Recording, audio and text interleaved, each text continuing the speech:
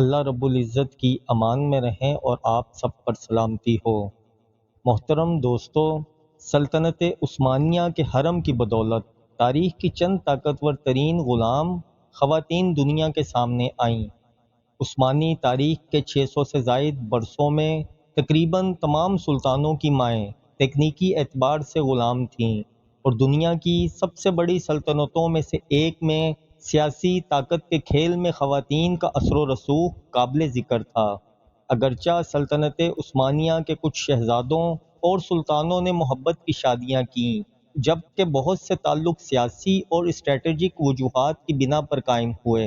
عثمانی حکمران سیاسی اتحاد قائم کرنے کے لیے خطے کے دیگر رہنماؤں کی بیٹیوں سے بھی شادیاں کرتے تھے، مگر پھر وقت کے ساتھ اور بڑھتی ہوئی فتوحات کے بعد ایک نمایاں رجحان ابھر کر سامنے آیا۔ سلطان کی ترجیح ہوتی کہ ان کے بچے یعنی شہزادے اور مستقبل کے سلطان ان کی بیویوں کی بجائے ان کی لونڈیوں کے بطن سے پیدا ہوں۔ اس دور میں اگر ایک بیٹا بیوی سے ہوا اور دوسرا لونڈی سے، تو دونوں کو تخت پر بیٹھنے کا یکساں حق تھا۔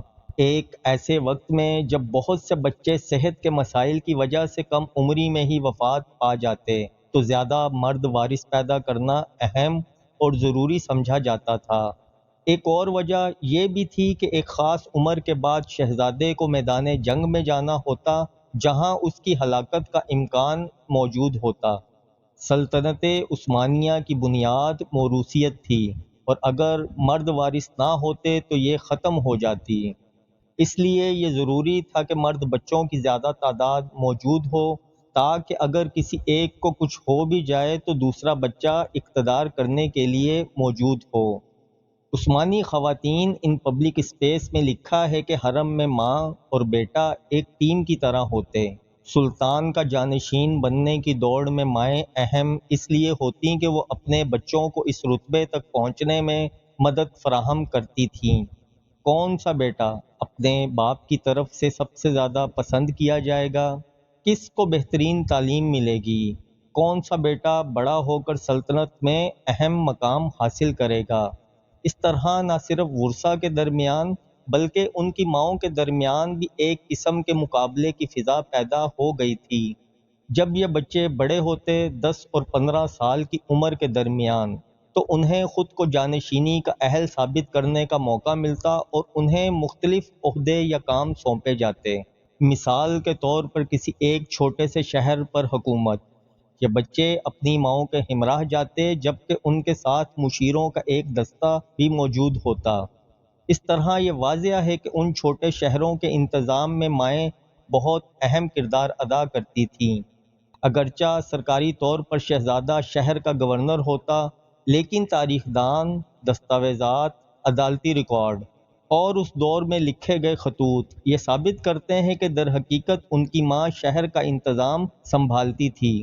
یہ ایک بہت طاقتور عہدہ ہوتا، اور عثمانی تاریخ کے مختلف اوقات میں ایسی ماؤں نے محل میں بہت زیادہ طاقت حاصل کی۔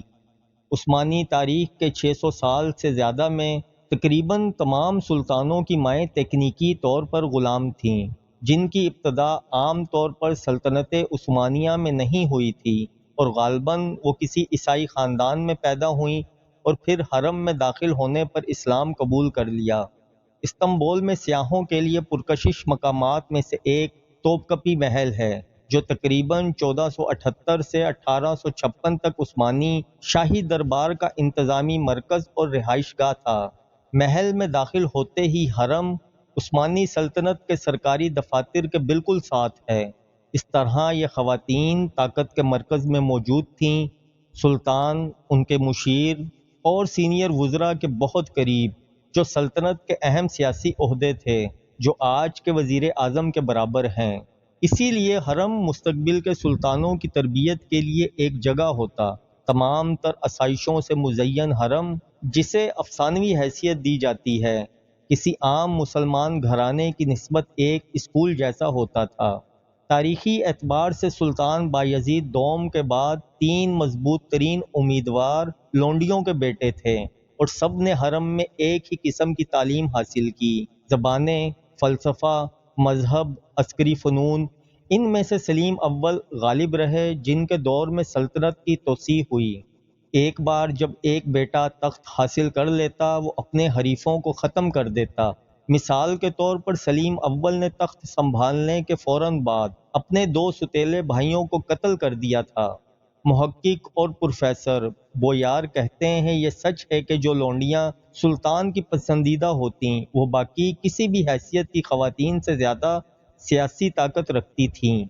اس کی ایک مثال یوکرائنی نژاد غلام روکسیلینا ہے، جس نے سلطان سلیمان کی محبت جیتی اور تاریخ میں ایک عظیم ملکہ کے طور پر گردانی گئیں۔ سلطان سلیمان، جس نے 1520 اور 1566 کے درمیان حکومت کی، ان کا پہلے ہی ایک اور عورت سے ایک بیٹا مصطفیٰ تھا، جو جانشین کے لیے مضبوط امیدوار تھا۔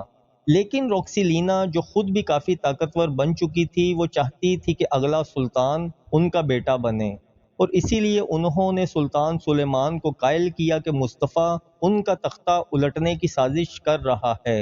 سلطان نے اپنے بیٹے کو غداری کے الزام میں قتل کر دیا، اور یوں سلیم دوئم، جو روکسیلینا کا بیٹا تھا، اس نے تخت سنبھال لیا۔ 16ویں صدی کے وسط سے لے کر تقریباً 17ویں صدی کے وسط تک محل میں ایسی خواتین نمایاں تھیں جن کی حرم میں زندگی کی شروعات تو بطور غلام ہوئی، لیکن پھر وہ سیاسی اعتبار سے طاقتور بنیں۔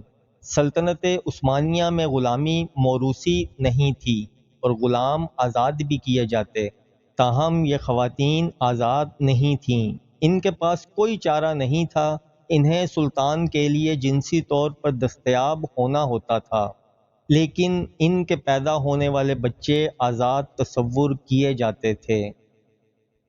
محترم دوستو، ویڈیو آپ کو اچھی لگی ہو تو اسے لائک اور چینل کو سبسکرائب کر دیجئے۔ بہت شکریہ۔ السلام علیکم۔